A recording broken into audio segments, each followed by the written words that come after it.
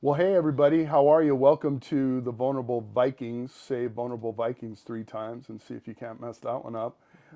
We are just really honored to have Zoe Roberts with us today. This is this format is something that we've wanted to continue on for many, many years. So hopefully you'll stick with us. There'll be a lot of fun things, a lot of good things we're going to talk about, a lot of real critical things we're going to talk about. So, in our introduction to the whole podcast, we want to make sure that you hang in there. Remember that these podcasts are available where you can get all podcasts. So, that means Apple and Spotify and all those good YouTube and all that fun stuff. So, stay with us. And anybody out there, remember we have our email and we have our websites and those types of things. If you'd like to come on or you'd like to just give us some ideas about who to have on, it's there as well. So without further ado, Zoe, thanks for coming. Appreciate it. Thanks for inviting me. Welcome to the longhouse here. Yes. Zoe has I when we used to do some social cast pods, and she's done them too. She's been an integral part of my life.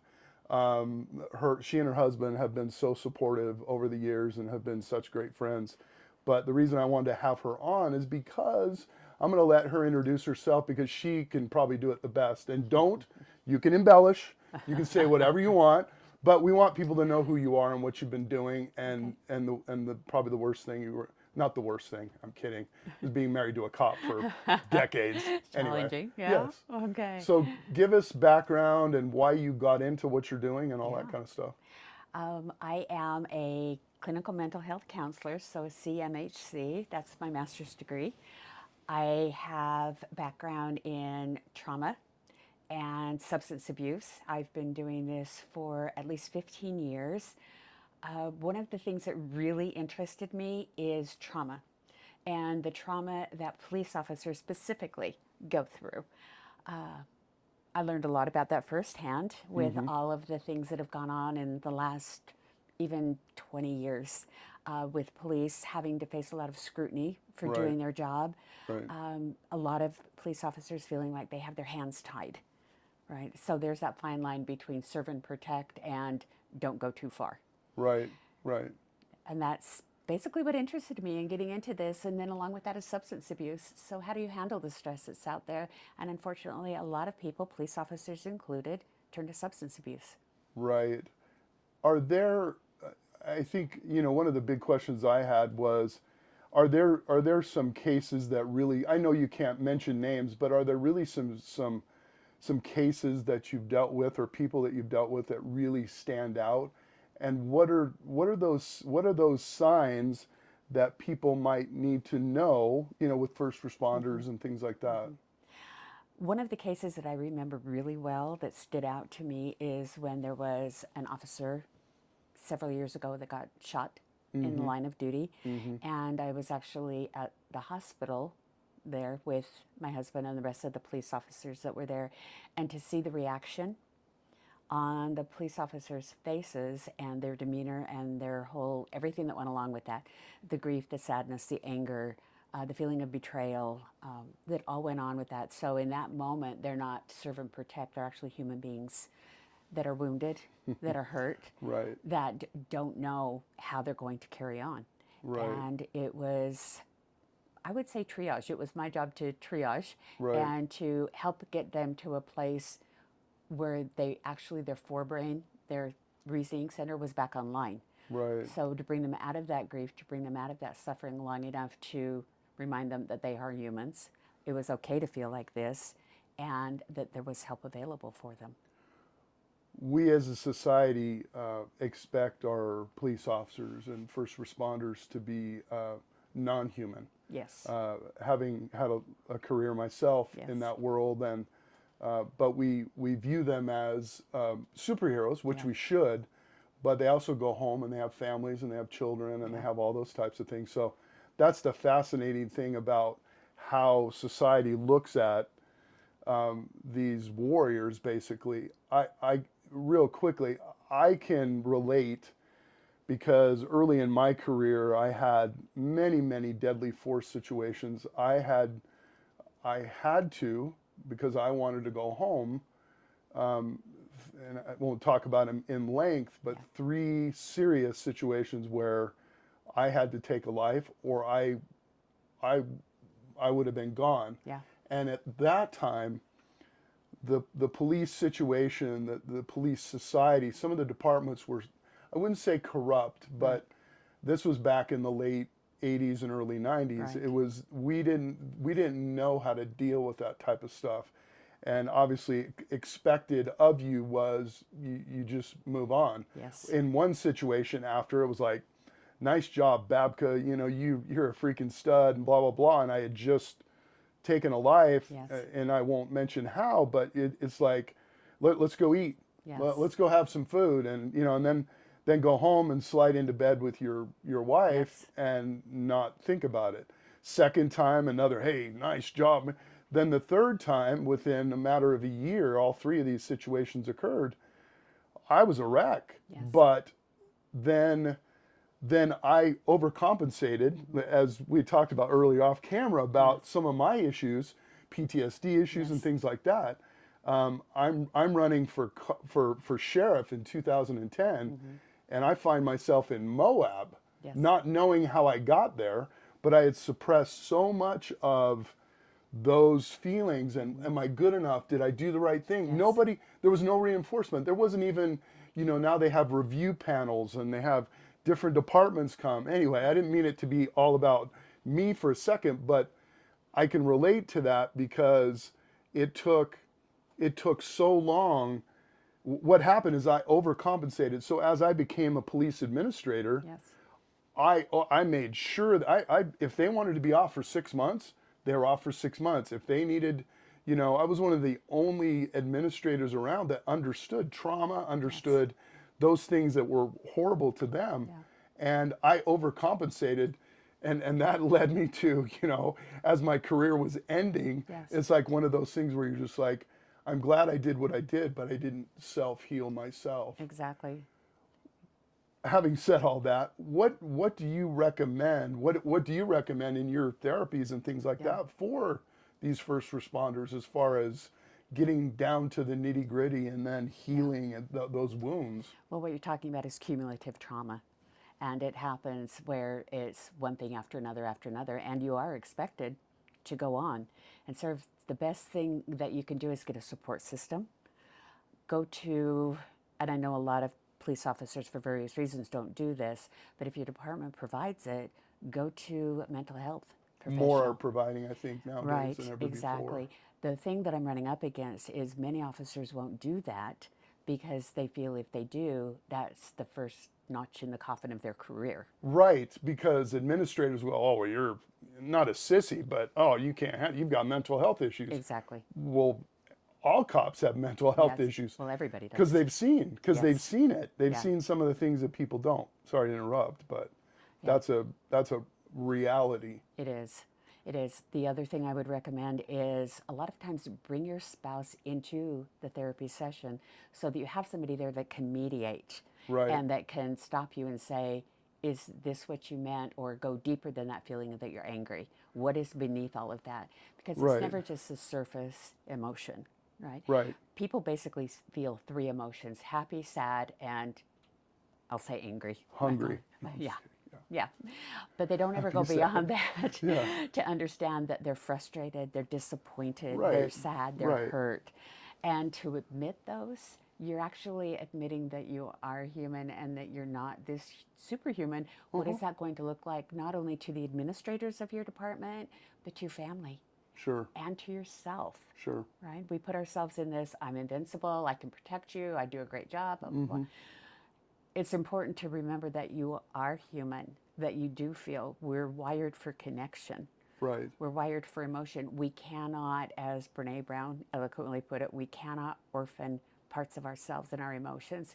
We can't selectively numb, Yeah. you know. And I that's- hid all mine. I hid mine for years. For 18 years, I hid it. Yeah. Didn't even tell my ex-wife now, Yeah. but didn't even tell her. What do you see is there a lapse? Are we training are we training our families when officers are? Are there any programs? The question is there anything for new officers that has been started to help them realize that all these bad things or this cumulative trauma you're talking Right. about is going to build up? Yeah. Is there anything from the beginning of their careers that they can do other than hope that their administration will offer that or people like you that will be able to offer it? I guess, is there anything in the movement to do that kind of globally for police officers, not only here in Utah, but around the country? I would love for them to reach out to either you or me. And what my ultimate goal would be is to offer them a group setting, a forum setting for spouses, for the officers, for both of them together. Right. So they can figure this out, because you're married and you've gone through all the stress of the academy, you've gone through the stress of getting hired, you're finding out where you fit in the pecking order, right? And so you're bringing, and all of that starts to build because you're bringing it home. And a lot of times what they're hearing from their spouse is, well, this is what you wanted. This is what you went for. This was your career of choice. Or they hear, this is not what I signed on for. Right. Well, the spouse is going, well, I don't want you there. I don't want you doing that. Exactly. I mean, you need to quit. Exactly. I mean, I've seen that in officers that I hired, Yeah. hiring, the significant other was just like, you got to get out of this because we can't handle this as a family. Exactly. Dinner's at 5, you're showing up at 9 or 10. Yeah, if Right? you're showing up. If you're showing up, Yeah. and then you're telling me you're not hungry and you don't want to talk to me, what they're not seeing or hearing is, you know what, I just pulled a girl out of a wreck that killed 3 other people, and they had to have a picture of who she was in the hospital so that they knew how to put her back together.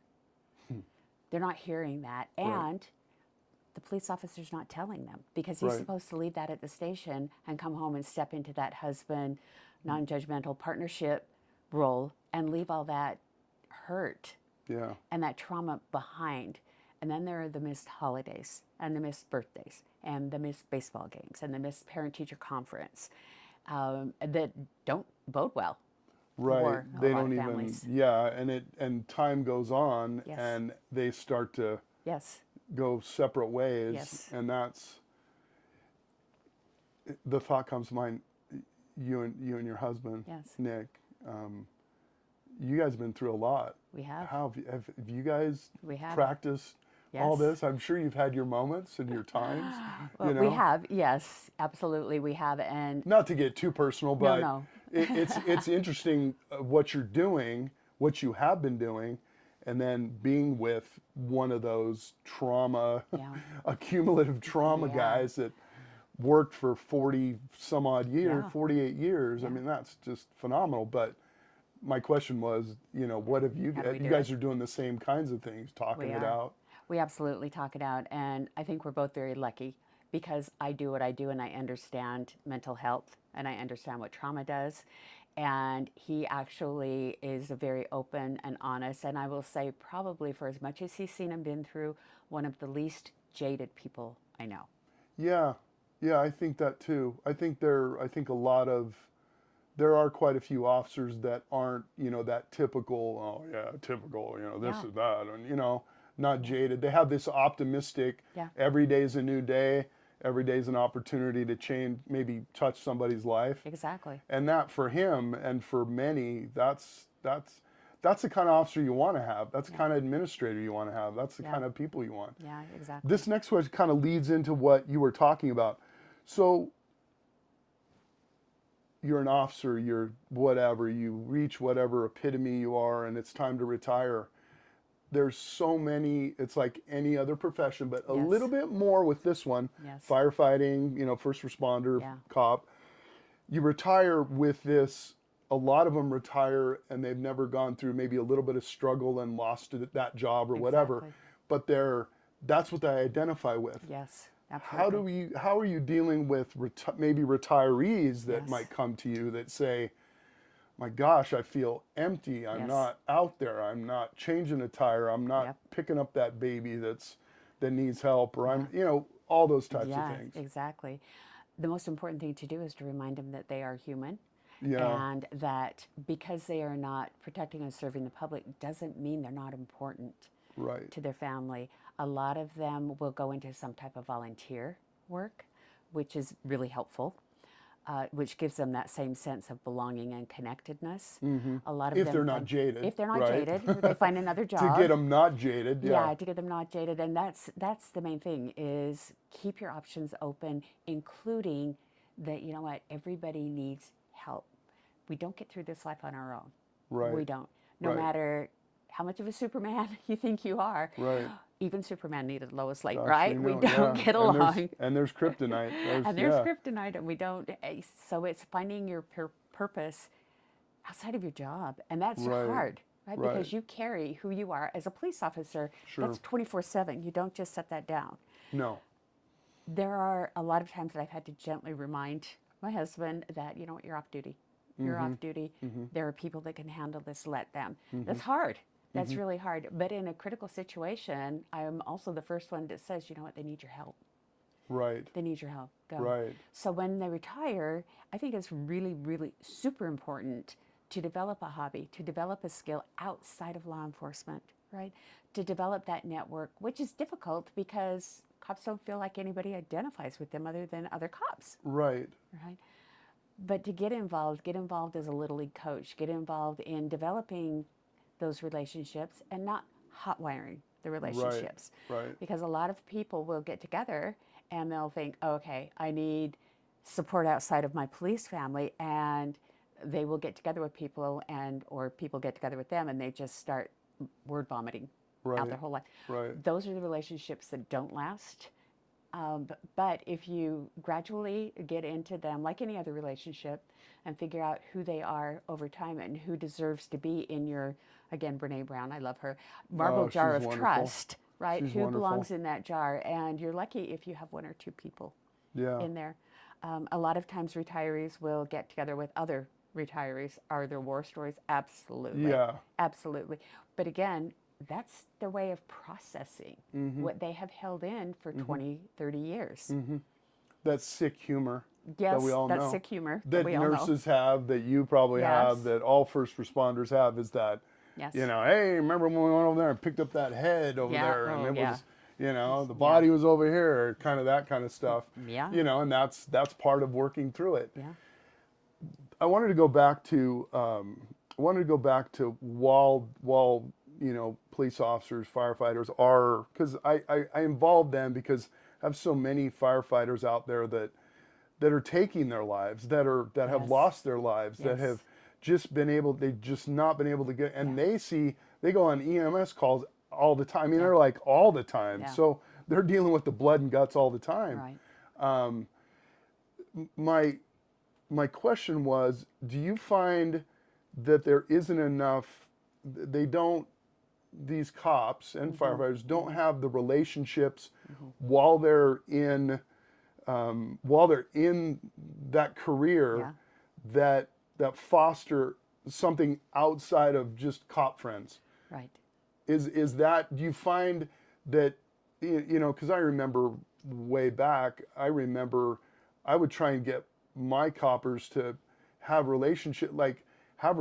go to college or Right. go to something, or socially Yes. have friends outside the world. Yes, they're going to want to know your greatest story, Yeah. but after that, it's not you don't identify with other people Yes. and other careers and everything else. Yeah. Do you find that can be a real problem Yes. and kind of perpetuate that, you know, Absolutely. that what we would call that seclusion? I Yes. only have to be with another cop and my wife to have Yeah. fun. Yeah, absolutely. And it goes back to what I was saying, is that they're going to gravitate to the people who know them, right? Who know their Right. job. Right. And so it's extremely difficult.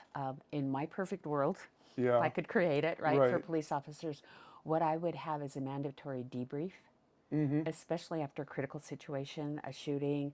I remember, this would be years ago, I'm not going to tell you when because I would date myself, Well, but yeah. a long time ago when I was very first seeing my husband, one of the most horrific stories that he came and had to process through, and thank goodness he thought he could talk to me, was the SkyWest crash out in Kearns. Oh yeah. And he was very descriptive Yeah. about what was going on out there. And I'm so thankful that he was, because that started building, like I said, it was before we were married, but it started building that relationship that he could actually talk to somebody who understood him outside of the law Right. enforcement realm. Right. So that's really critical. But I think the main piece, and I go back to this, the main piece that police officers are missing, that police departments are missing, is after something horrific like that, a mandatory debrief. Yeah. After incident type of Yes. debrief. Yes. Yeah. That is. Yes.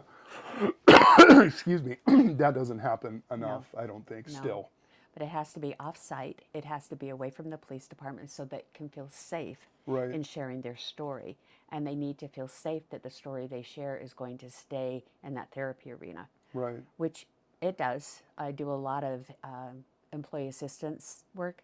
They ask me for a code which describes what it is they're going through, and they ask me what part of their life it has affected. So family, friends, that's all they want to know. What skills are you teaching them? I'm teaching them calming skills. You know, that's all they want to know. Mm-hmm.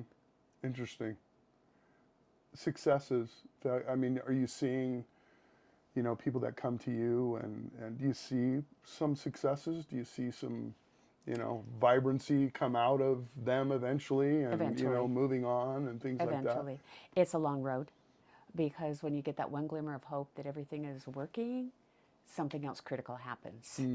Right? Yeah. And so it's a constant assessing and reassessing of your Right. relationship, not only for the police officer, but how is their family holding up, because they're the secondary or tertiary trauma that they're experiencing.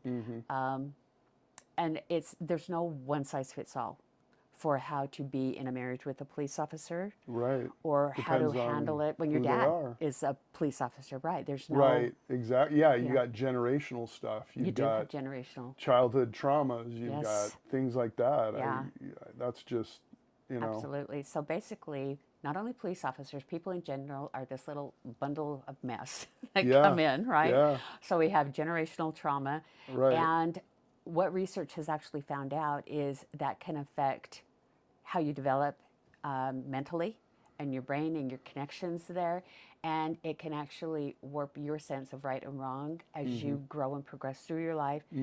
That's what makes it generational, is it actually can be carried from generation to generation, not only by role modeling, but by actual brain development. Funny, a lot of memories, a lot of bad memories come up as I moved up the ranks and into administration. I always took care of my people, and if people are still around and alive, they would know that, and that's Yes. because of my traumas. Yeah. But one comes to mind, and it was a late night. I was with two platoons. I was like an assistant chief at the time or whatever. I was buying them dinner, and it was a horrible accident on State Street where two kids got killed, Yes. just obliterated. Yes. And there were, I think, well, we had like 10 officers out at the time, Right. but we were having, we were coagulating in the Yes. right place, but it was for morale and Sure. all that stuff. I wanted to make sure they understood, but we get a 10 beeper where these kids, and 3 or 4 of them get there very early. The traffic cars get there. They left, and we took care of the bill. Yeah. But to highlight it, these two children were in, many different pieces Yes. and all that kind of stuff. And one of the officers tried to help one of them. They were still alive, gasping, and Yeah. didn't have body parts, and it was a horrible Right. situation. But at least 4 of them, I think 4 of them or more, ended up leaving law enforcement. Yes. And some of them that weren't even there initially, but just were there. And I'm fairly certain, I know one of my sergeants killed himself while with us in the Yes. department, Yes. and 3 others did the same thing, deriving from this type of accident or situation. And I feel bad, and I feel sad that we were in some ways, but we weren't capable of helping them Right. to the point of you know, we'll get you help, we'll do this, we'll do that. And it was a spiral. Sure. You know, they were abusing alcohol, abusing drugs. Yep. They got out of law enforcement. It just kept spiraling out of control. And that, I mean, that's similar to a lot of people's lives, not in law enforcement, but it's just something that you wish you could have, you know, you want to hug them. And I did. You want to hug them, but you want to show them, Sure. unless they don't want to see that. I mean, Right. some of them just wouldn't take the help, Yeah. but what tragedies. Absolutely. And these people just spent their career saving people. Yeah, absolutely. And no question there, but other than the thought of not being able to help them Right. is a very difficult, it's a very kind of a, it's hard to even get around, you know, you can't help them. Yeah. And I hope that nowadays, you know, with your help as well, that people are, you know, they're getting that help, they're seeing those issues there. And we've got whole new generations of people in first respond, and they have their own challenges Yes, as well. they do. And a lot of them don't want to be in. They try it out for a few years, and boom, they're gone because of that. Or they're in the academy and they go, "This is not for me." And they go to their first suicide, and I didn't want to play into this one, which is good, you know. So you don't get the one that, oh, I'm fine, and you know, whether it's a male or a female. Yeah. But it's kind of, it's really interesting how everything evolves and everything makes total sense. But then again, it doesn't make total sense. Yeah. I unfortunately don't push anybody towards that career anymore. Well, There's nothing that I shouldn't be. I mean, I'm proud of all my friends that were in that and have done that and still do it. But it's hard to push people in to go, hey, you know, retirement's crappy now, and you know, the world. I mean, and that's the other thing that we didn't talk about was society. Even in Utah, a little bit. Utah loves their law enforcement, but even in Utah, I mean, it is. You know, we went from not having cameras to cameras to we went from just having a nightstick and a gun to tasers and OC and beanbags and all the technologies and everything. And I'm trying not to run on, but the issue, they're so scrutinized even more. Yes. And so how do you deal with that? That takes somebody like you to say, okay, what have you gone through today? Well, I couldn't take a step. I couldn't pee without my camera being on and my sergeant or lieutenant knowing where I am. Yes. Anyway, I don't know what the question was, but it was an observation. Yes, that I don't know how do you deal with that? You know, it's a new generation of cops. It is. They are scrutinized for everything they do. I mean, just as an average person, not on camera, well, you know, we click onto our jobs, we're photographed about 34, 35 times a day. A day, just the average person, right? Yeah. And it's hard. What I can offer them is a safe place to say, I don't feel this is fair, or I'm feeling scrutinized, or I'm feeling depressed, or how do I navigate this? My job isn't to give them all of the answers. My job is to listen and help them find the answers on their own, because my answers, first of all, I don't have all the answers, but it's not going to fit you and what you do, right? So my job is really to listen and to give you the forum to say, this is confusing, this is upsetting, what am I doing here? And to just get it out of the story in your head, right? Because our brains like homeostasis, likes everything. It'll take one or two facts and there you go. You're off and running, right? Well, most of it is not true. Yeah. The one thing, I think if I could give a piece of advice to anybody, law enforcement or not, is, as trite as it sounds, journal. And I'm not talking about pages that your ancestors are going to read. I'm talking about keep an anxiety journal, keep an anger journal, keep a gratitude journal, whatever you, write it down, get out of the story in your head. That's awesome. That's awesome. Well, we've covered quite a bit, haven't we? We have. Is there anything in like kind of closing? Because we'll have you back and we'll do some little spots here and there, but anything that you want to get across? And there are so many needs for first responders. It's a huge undertaking. It's a huge process. I would, number one, recommend therapy before the job even starts, especially for the spouses. Sure. My overall goal is to create that safe environment for spouses to come in and debrief, just the spouses, right? So that they don't have to worry about what they say in front of their first responder spouse. Sure. That's what I would really strongly want to get across to departments, is the need to support your people in their mental health journeys. Because if you're not okay in your mind, you're not okay. Hey, amen about that. If you're not okay, well, if you're not good for yourself, you're not going to be good Exactly. for everybody else. Exactly. And if you're And not okay in your mind, you're not. especially the stresses of that type of job. I mean, Exactly. there's really nothing quite like it. There's nothing really that can compare. No. No, there isn't. Split millimeter seconds decisions, you know, Yeah. having to deal with the public Yes. that don't like you. There's Yes. many that do. You know, you're loved, you're hated. You know, it reminds me of the old, I can't remember what his name was. He did that thing on This Is a Police Officer. You know, Yeah. you love him, you hate him. He's a priest. He's a, Yeah. you know, he's a social worker. He's a firefighter. He's a, you Yes. know, Sometimes he's a all in the same referee. instance, He's, yes. Yeah, at the same time, and that can be pretty tough. Yeah.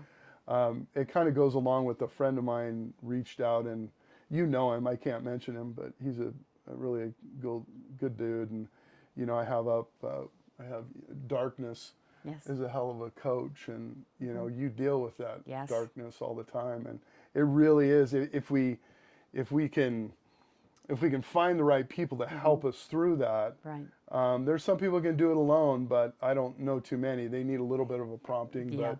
but that darkness really can bring forth a lot of learning and a lot of successes. And you know, I know in my own personal life, it's like I have learned, you know, recently healed a huge wound that you know hurt a lot of things in my life. But the one thing that I did was overcompensate, Yes. and I hid all those other things. And so, Yes. you know, I had to be a professional football player. I had to be a Yes. college professor. I had to be a chief of police. I had to be a sheriff. Yes. I had to run for Congress. I had to, Yeah. blah, blah, blah, blah, blah, blah, blah, blah. I had to have this perfect family and blah, blah, blah. And it was running from a childhood Yeah. where I wasn't good enough. Yeah. I mean, it helped me succeed, but I didn't learn from those successes. And every success meant that wasn't good enough, you Yeah. know, and Yeah. The I bar's think a little that's the higher. way. Yeah, I you know, like I turned 60, and like a Yeah. week after, I'm deadlifting 750 pounds. Well, that's not good enough. Yeah. Babka, you're Yeah. 60. You can do 800 pounds. Anyway, exactly. it's that same thing. I can remember when I was in the profession, you know, always striving to do the best I could, no matter what position I was in, lifting people up, promoting people, doing Yeah. whatever it was. But for me, I lost myself in all of that. I felt it was just, I've got to overachieve. I've got to, you know, make everything perfect, and I got to work 12 jobs, and I've got to, you know, make sure that kids are good and all that kind of Yeah. stuff. And we really, first responders need to sit back and go, take a break, dude, Yeah. ma'am. Yeah. Don't forget about yourself. Exactly. Because that's what, and you are not, like we talked about, you are not your career. No. You are not that. You are No. not a cop. You know, yeah, you're Right. a cop 24 hours a day, Yeah. but you're another person that you need to know about, Yeah. you need to grow with. Yeah, And that's exactly. why those marriages or those whatever they are, those Yeah. partnerships, they fly out the door. So They do. Well, you have to know the partnership with yourself first. Yeah. Because regardless of what career you go into or what goals you try to achieve, you bring all your stuff with you. And by stuff, I mean childhood stuff, relationship Yeah. stuff, Yeah. school stuff. You bring Yeah. all of that with you. And pretty soon, this stuff gets overwhelming. And that's when we turn to drugs and alcohol and relationships and all of the other maladaptive coping mechanisms. Maladaptive coping mechanisms. Yes. I like that. Yeah. No, I don't like that. That's perfect. You got all Yes. that. You got all the vernacular. I just call it shit. Well, that too. You know, yeah, digging but through all your of the shit. unhealthy stuff Yeah. that you do to make your past be okay. Right. The only way that you can do that is bring it out into the light and give it some empathy. Wow. Yeah, the light. I posted a little thing on Facebook the other day about having the courage, Yeah. you know, to be in the light and understand the light, and you can be the light Yeah. for other people if your light is, Yeah. you But know, you good. have to know who you are, and Yeah. you can't always just light people up if the darkness is eating you up, Right. because Yeah. eventually the darkness will win. True. True. Well, everybody out there, I think we've had a really, this has been a great episode, and I appreciate you coming, Zoe, My pleasure. and we'll have you back, Sounds great. and we'll make sure we get you up on there, and then anything, you know, we get any inquiries and things like that, we'll definitely send them Perfect. forward. Yeah. If you guys have any questions or comments or want to, you know, talk to Zoe, we can give you her information, and we Absolutely. can go from there. But this has been good. This has been really good. Kind of brings back a lot of memories, Yeah. and brings some current memories up, and so I really appreciate it. So happy health and Thank all you. that stuff to you. Thank you. You as And well. everybody out there, we really appreciate you watching the Vulnerable Vikings, and we'll see you next week.